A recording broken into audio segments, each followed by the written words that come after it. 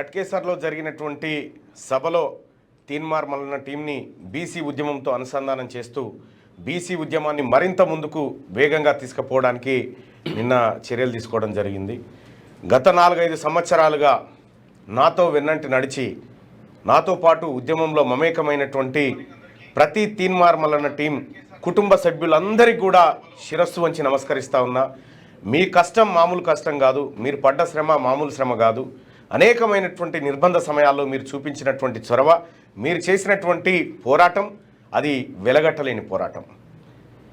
నన్ను అనుసరిస్తూ నా వైపు వచ్చి మద్దతుగా నిలబడ్డటువంటి ప్రతి కుటుంబ సభ్యుడికి హామీ ఇస్తా ఉన్నా.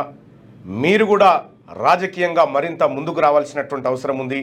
మీరు కూడా నాతో పాటు ఈ ఉద్యమంలో ముందుకు నడిచి ఈ బీసీ ఉద్యమాన్ని మన భుజాల మీదకి ఎత్తుకోవాల్సిన సమయం ఆసన్నమైందని చెప్పి తెలియజేసుకుంటూ, అలాగే ఎస్సీ ఎస్టీ మైనార్టీ సోదరులు ఎవరైతే ఉన్నారో మీ అందరికి కూడా చెప్తా ఉన్నా, అందుకే 4% తేరా హై బాకీ సభ మారే హై, మీరు 42 ఇచ్చుడేంది 96 మాదే కదా అని చెప్పి నినాదాన్ని లేవనెత్తడం జరిగింది. అలాగే ఆ 4 కూడా అగ్రవర్ణాల్లో ఉన్నటువంటి అసలైన పేదలకు, అసలైన పేదలకు, అగ్రవర్ణాల్లో ఉన్న అసలైన పేదలకు దక్కాల్సినటువంటి వాటా, దానికి మాకే ఇబ్బంది లేదు.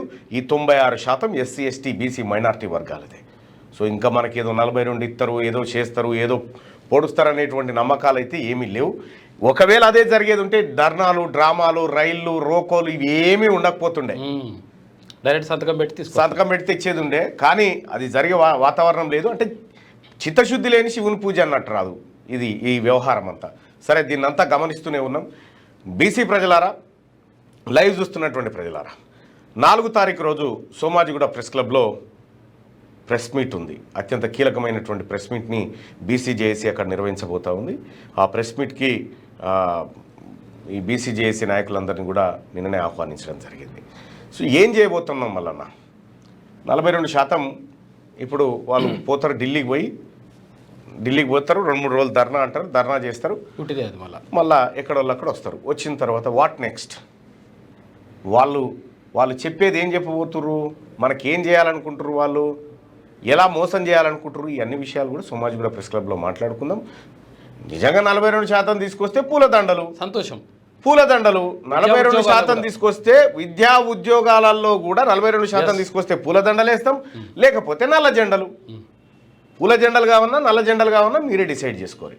ఇది బీసీలు 2 కోట్ల మంది బీసీల ఆత్మగౌరవంతో చెలగాటమాడుతున్నటువంటి సందర్భం. ఈ సందర్భంలో ఎట్టి పరిస్థితుల్లో మా ఆత్మగౌరవాన్ని గెలిపించి తీరుకుంటాం. ఇది మా శపథం.